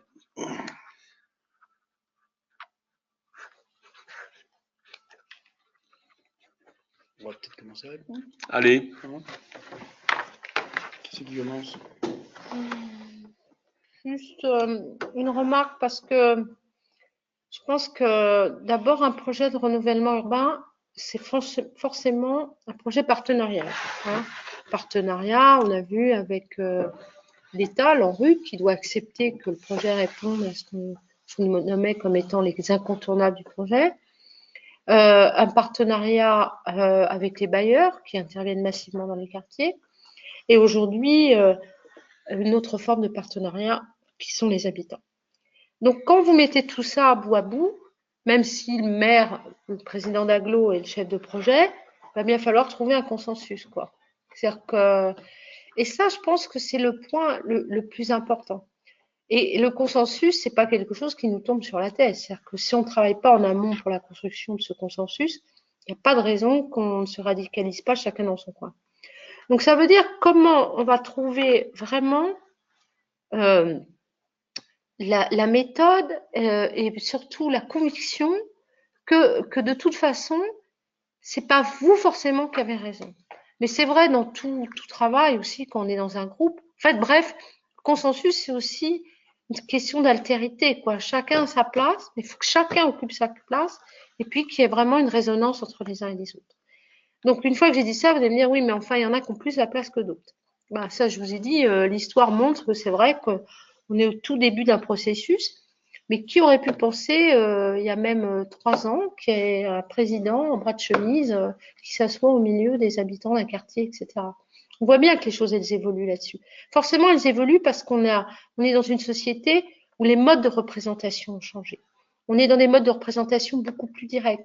Alors, il y a encore des relents d'histoire, de culture qui pensent que c'est forcément une société qui passe par des choses très cadrées, des choses réglementaires, mais ceci n'efface pas cela d'ailleurs. Mais pour autant, et je suis convaincue dans les quartiers, mais dans la ville en général, et je dirai un mot là-dessus, qu'il faut trouver d'autres manières de faire. Penser que chacun pour soi, on sait faire la ville, c'est une erreur. C'est pas vrai. On a chacun nos technicités, mais la question de l'usage est une question essentielle. Mais je disais, c'est vrai pour les quartiers, mais ça devrait être vrai pour l'ensemble de la ville. Je ne sais pas si vous avez vu, si vous avez participé à une enquête publique, mais qui participe à une enquête publique? C'est généralement illisible. C'est pas du tout, alors que ça intéresse beaucoup ce qui se fait sur un territoire de votre ville, etc., quoi. Donc, on ne peut pas demander en même temps aux gens de faire société, ce que rappellent les gens, d'adhérer à la société, d'être bien dans la société, si jamais ils ont le moyen d'y participer. Donc, je pense que c'est quelque chose qui évoluera et qui évolue beaucoup, et je suis assez optimiste là-dessus, même si pour certains qui ont le sentiment de ne pas être partie prenante, il faut qu'ils revendiquent de l'être. C'est-à-dire que les conseillers citoyens, ils ont été mis en place par la loi, un peu comme la parité homme-femme, hein. Donc c'est pas toujours gagné, mais en tout cas, voilà, la loi, elle a cette force-là. Donc les conseillers citoyens, ils existent, et il faut que des fois rappeler qu'ils ont toute légitimité à exister. La question du partenariat est vraiment une question compliquée parce que on n'a pas l'habitude. Tu l'as dit, personne ne peut le faire tout seul. Alors les professionnels commencent à comprendre qu'ils ne peuvent pas faire le projet tout seul et que ils sont pas toujours inspirés suffisamment pour faire les choses. Et ils comprennent également, ce qui est parfois douloureux pour certains d'entre eux, vous le constaterez, que leur projet sert à construire le projet. C'est-à-dire que le dessin, la mise en forme du dispositif permet souvent de déclencher des débats qui nécessitent bien sûr la révision du même projet. Donc c'est un peu compliqué parce que ça s'apprend pas dans les écoles comme ça. Le projet est toujours une fin en soi, alors qu'en fait ce dont on s'aperçoit, en particulier dans les opérations de renouvellement urbain, c'est que le projet est une démarche avant d'être un résultat. Et ça c'est très très important. Sachez-le, c'est troublant pour les habitants, c'est troublant pour les maîtres d'œuvre, c'est troublant pour les professionnels. C'est également troublant pour les décideurs, c'est tout à fait évident parce qu'on ne sait pas où on va et donc on prend des risques. Donc évidemment, ça crispe un peu, c'est normal. Et bien sûr, pour les investisseurs, les bailleurs, les organismes d'HLM, c'est la même chose. C'est très compliqué parce que très souvent, ils ont plusieurs sites et que l'argent est limité, que le temps de faire est compliqué aussi. Donc, il faut équilibrer entre les différents sites. C'est pour ça que de temps en temps, ce que vous ressentez comme des frilosités, ça peut être tout simplement des prudences ou l'esprit de responsabilité. Voilà. Donc, il faut apprendre à marcher ensemble et c'est pas toujours très simple. Mais Chantal l'a dit, on a fait dans les 20 dernières années plus de progrès que dans le siècle précédent sur ces questions-là. Donc, continuons à avancer. Tout n'est pas rose, tout n'est pas gagné, mais on avance. Voilà. Alors, il y a une question qui tournait autour de la relation conseiller, citoyen et habitant. Je pense que c'est un point moins simple qu'il n'y paraît. C'est-à-dire que je pense que le risque, ça serait que les conseils citoyens se retrouvent mis en difficulté par les habitants eux-mêmes, quoi. Ils ont leur propre rôle, mais je pense qu'il y a aussi toute une vie associative entre les associations de quartier, les amicales de locataires, etc., où la question se pose aussi entre cette instance qui est élue, désignée conseiller citoyen, et comment elle peut travailler avec les autres habitants qui, eux, ne seront pas forcément dans cette instance. Mais on l'a bien vu à travers les exemples de participation, et j'y ai insisté plusieurs fois, les conseillers citoyens, c'est un peu, je ne sais pas si le terme est approprié, mais quelque part des ambassadeurs de ce projet. Eux, ils sont première loge, ils sont désignés pour travailler sur cette question-là. Pour autant, ils vont avoir aussi besoin de savoir ce que les autres habitants pensent, comment ils peuvent les associer au projet, etc. Donc là, il y a un vrai travail de relais des conseillers citoyens eux-mêmes. Et cette question-là est une question importante. Bon, à l'école, on a la chance, je vais appeler ça une chance, de former les habitants depuis 2012. Et c'est souvent parmi les habitants nous ont souvent posé cette question-là. Comment on arrive à mobiliser plus largement que notre petit cercle même de gens engagés, conseillers citoyens ou associations de quartier. Mais la personne qui posait la question, je trouve que c'est vraiment un enjeu majeur que les conseillers citoyens ne s'enferment pas eux-mêmes. C'est-à-dire que vraiment, ils continuent sur leur propre énergie et ils vont trouver tous les habitants des quartiers.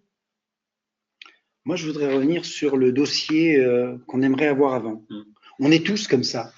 Mais par contre, nous, quand on travaille, on n'aime pas beaucoup ça, parce que un dossier qui circule, qui est lu sans les explications, ça donne lieu à des malentendus. Alors évidemment, ce que j'enseigne à mes étudiants, c'est qu'il faut que le dossier existe sans eux et que le projet vive et qu'il y ait suffisamment d'informations dessus pour qu'on puisse tout saisir. Cela étant, dans la vraie vie, on sait tous que souvent, il faut la présentation pour pouvoir comprendre ce qu'il y a dedans. C'est la raison pour laquelle, que ce soit les habitants, que ce soit le maire, le premier adjoint ou le bailleur, ça change rien. Nous, on aime beaucoup présenter ce qu'on a là. Alors ça sous-entend quoi? Ça sous-entend qu'on ne prend pas la décision dans le quart d'heure qui suit. Ça sous-entend qu'on reçoit l'information, on débat ensemble, on réfléchit, on se retrouve 15 jours, 3 semaines après, et à ce moment-là, on donne un avis. Moi, voilà, on n'est pas magicien, on ne sait pas dire tout de suite ce qu'il y a, et souvent dans les débats, nous, on modifie le dossier au fur et à mesure, et on ne peut pas se dire que c'est un partenariat et c'est un processus en disant voilà, il y a un produit terminé, on l'emmène et c'est oui, c'est non. Non, c'est pas comme ça. Il faut qu'on puisse débattre. C'est pour ça qu'il faut la présence physique. Et moi, j'aime beaucoup quand les habitants m'invitent à venir dans les conseils citoyens en débattre avec eux. Alors évidemment, il faut avoir l'autorisation du maire parce que c'est notre client à nous pour pouvoir faire ça, mais très souvent on l'a et on débat et on continue le débat après dans le temps. Il faut d'ailleurs se donner du temps pour faire un projet. Je dois le redire. En ce moment, tout le monde se précipite un petit peu parce que c'est la période où on voudrait bien signer le contrat, mais il faut du temps pour débattre, pour comprendre, pour se comprendre ensemble. Voilà. Et puis des fois, on ne sait pas tout. Alors ça, c'est le grand aussi, ce qu'on a appris du premier programme. C'est-à-dire que comme c'est un projet à long terme, donc du coup, on se donne la possibilité de travailler sur des espaces où on va voir ce qu'ils vont devenir après. Mais travailler sur des espaces où on va voir ce qu'ils vont devenir après, c'est pas un terrain en friche, quoi. C'est vraiment, ça peut donner aussi le lieu, c'est ce qu'on appelle dans notre jargon l'urbanisme temporaire, l'urbanisme transitoire, à des choses tout à fait intéressantes où là du coup, bah, carte blanche aux habitants, quoi. Qu'est-ce qu'on va faire de ces espaces ou de ce lieu, hein? Vous avez, il y avait une grande exposition d'architecture où ce qui était mis en avant, c'est tout le travail de Nicolas Delon sur les lieux infinis, c'est ça. C'est de dire, bah, il y a un lieu, il va peut-être être démoli dans 3-4 ans, on ne sait pas exactement, mais peut-être que plutôt que d'avoir un lieu qui est vide, on peut peut-être lui trouver un autre usage. Ce ne sera pas un usage pour la vie, mais des usages transitoires, que ce soit dans les équipements ou dans les espaces, ça donne vraiment des possibilités pour le quartier tout à fait intéressantes. Je crois que c'est à Borny, à Metz, où sur un espace dont on n'avait pas déterminé la fonction, bah, la ville a mis des serres et c'est dans ces serres que poussent les arbres qui vont être replantés dans le quartier. Alors là, c'est un peu institutionnel, mais il y a plein d'exemples, à Nanterre, l'affaire du bonheur, etc. C'était il y a Où on 18 peut ans. véritablement, oui, tu as raison, c'est vieux. Mon exemple, Mais les arbres ont été coupés entre-temps. Voilà. Mais non, mais c'est ça. Mais comment Mais on voit bien, enfin voilà, il y a des choses qui existent, surtout, enfin, cette capacité-là, comment dire, moi je dis toujours, les gens, les habitants, les gens en général, ils sont toujours plus en avant dans leur pensée que les règles institutionnelles. Parce que les règles institutionnelles, il faut qu'elles aient des principes d'universalité. Bien évidemment, elles ne s'adressent pas à chacun, elles s'adressent à tous. Et du coup, bah, quand on est dans un collectif d'habitants, on peut aller plus loin. On n'a pas les mêmes règles, on n'a pas les mêmes brides. Après, il va falloir travailler avec les autres. Mais cette capacité-là d'innovation, vous l'avez certainement beaucoup plus que les institutions. C'est évident. Merci pour cette première série de réponses. Je vais lire une deuxième et peut-être dernière série de questions parce qu'il nous reste qu'un petit quart d'heure, un dernier petit quart d'heure. Alors, et du coup, je m'excuse par avance si toutes les questions ne trouveront pas réponse ce soir. Vous avez beaucoup de questions à poser et c'est formidable. Alors, à quand ce type d'émission à la télévision? Utiliser les médias nationaux ou régionaux pour mieux faire connaître les conseils citoyens, la rénovation urbaine, cet enjeu de démocratie participative. À Moissy-Cramayel, le partenariat fonctionne relativement bien. Ah, c'est agréable à entendre. Par contre, les habitants ne se sentent pas concernés. Pourquoi? Voilà, je remonte un petit peu. À une réunion publique pour présenter le projet, faudrait-il demander à créer des commissions de travail pour impliquer les habitants locataires et copropriétaires? Pourquoi pas?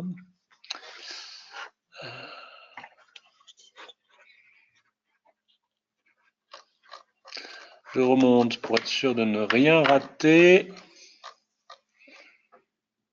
Non, écoutez, je crois, sauf erreur de ma part, que j'ai été exhaustive. Ah non, la loi nous donne quelle marge de manœuvre? Question. La CNDP, Commission nationale du débat public, dans l'une de ses récentes recommandations, on y a fait allusion tout à l'heure, demande que les conseils citoyens soient signataires des protocoles. Attendez, excusez-moi, soient signataires des protocoles et conventions en rue sur leur territoire. Comment s'y prendre en application à ces recommandations? C'est une recommandation. C'est une recommandation.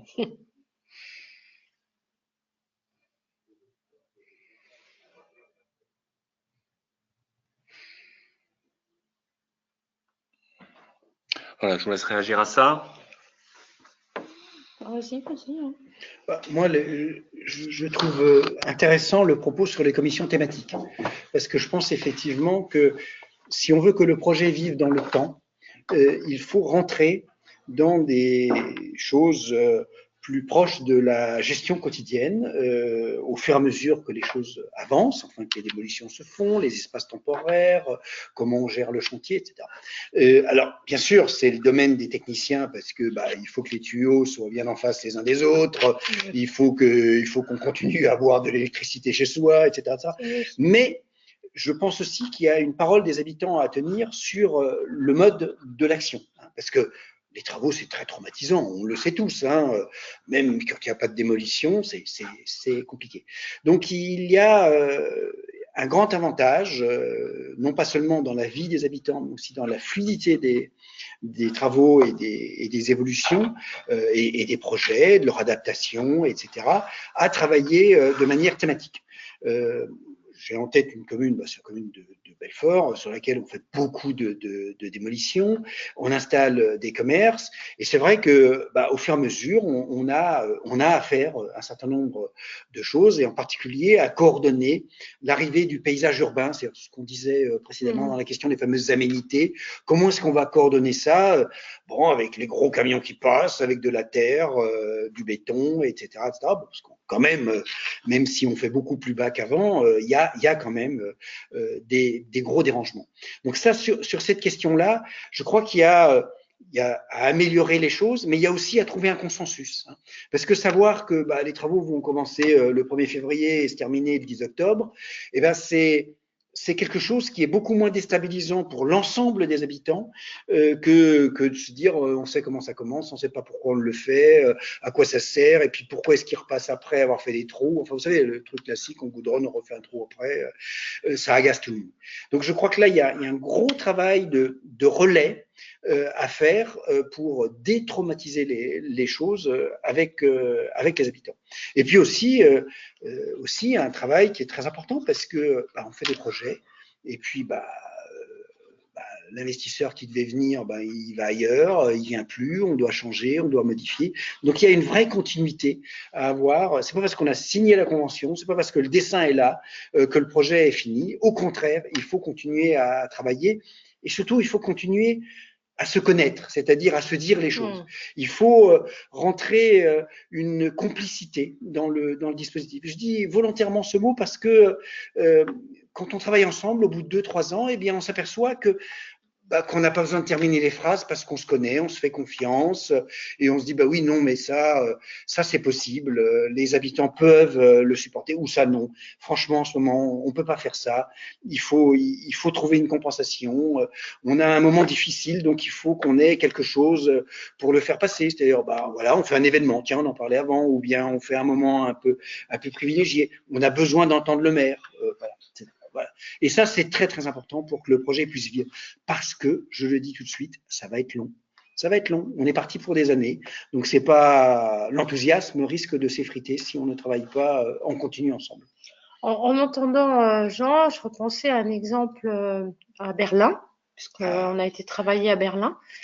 Donc, les habitants à Berlin, ils notent les entreprises.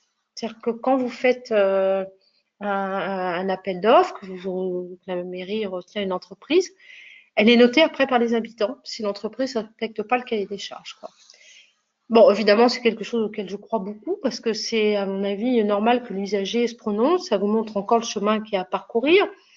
Donc, mais bon, faut l'avoir en tête, quoi. Vraiment, la participation, la co-construction, ça peut marcher, quoi. Donc, on a rattrapé un peu de retard, mais il y a encore beaucoup à faire. Mais bon, voilà. Ce que je voulais dire aussi, et je prendrai un exemple pour finir là-dessus, je voulais quand même répondre à la personne de La Réunion pour dire, mais les ultramarins, tous les territoires en outre-mer sont des projets nationaux de renouvellement urbain. C'est-à-dire que c'est là, les projets nationaux, c'est les projets qui seront le plus financés par l'ANRU, par les collectivités locales et les bailleurs. Donc c'est pour montrer que les ultramarins ne sont pas oubliés, bien au contraire, et c'est normal d'ailleurs, puisqu'il y a quand même des situations particulières, difficiles, et qu'il faut les traiter. Enfin, juste, je rebondis un peu en vrac, mais c'est toujours en écoutant vos questions. En ce moment, il y a tous les forums régionaux de la rénovation urbaine. C'est-à-dire que l'ANRU, puis les partenaires vont parler un peu de là où on en est sur le renouvellement urbain. Le prochain, c'est à Saint-Étienne le 17 mars. Les conseillers citoyens sont invités aujourd'hui au FRARU. Bah, dans les FRARU, il y a 2 ans, on n'y pensait pas, quoi. Et ils viennent. Donc, voilà, 17 mars, pour s'il y a des Stéphanois, Grenoblois, enfin, voilà. Il y aura les FRARU de Saint-Étienne et vous y êtes les bienvenus. Alors, encore quelques réactions, questions. Et puis après, on va s'arrêter. C'est écrit petit. C'est écrit très petit. C'est pour ça qu'on se rapproche de l'écran. Ce que vous ne voyez pas, c'est que je suis contorsionné pour lire les questions. Parce que c'est écrit tout petit sur l'ordinateur. Devons-nous mettre en place un nouveau mai 68 pour se faire entendre? C'était pas le même objet. C'était pas le même objet.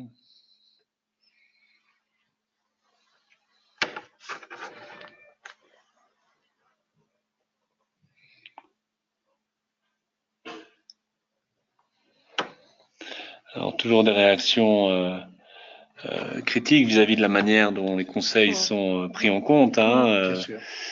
Officiellement, les élus disent que tout va bien. Comment est-ce qu'on se fait entendre dans ce cadre-là? Comment faire quand le programme sur le développement voté est condamné après travaux, sans aucune concertation? Quel recours? Toujours la question des recours. Il me semble que ça revient souvent. C'est à qui on peut s'adresser quand ça se passe mal, quoi. Préfet, délégué du préfet? C'est le préfet qui nomme les conseillers citoyens, donc je pense que c'est l'État dans l'application des règles. Enfin, moi, c'est ce que je ferai en tout cas. Voilà. Oui, en effet, il faut rappeler que les conseils citoyens ont un droit d'interpellation du préfet depuis la circulaire d'il y a 2 ans. Après, pourquoi ce droit n'est pas forcément appliqué ou pris en compte, c'est encore une autre question. Mais en tout cas, ils ont ce droit-là. En tout cas, ils ont ce droit-là, oui, voilà. Tout à fait, et c'est bien de le rappeler. Écoutez, je pense qu'on a fait le tour. On va devoir s'arrêter. S'il y a des questions qui n'ont pas été lues, n'y voyez pas là une censure, mais c'est simplement que là, on est en train alors déjà, ça fait 1h45 que nos intervenants parlent.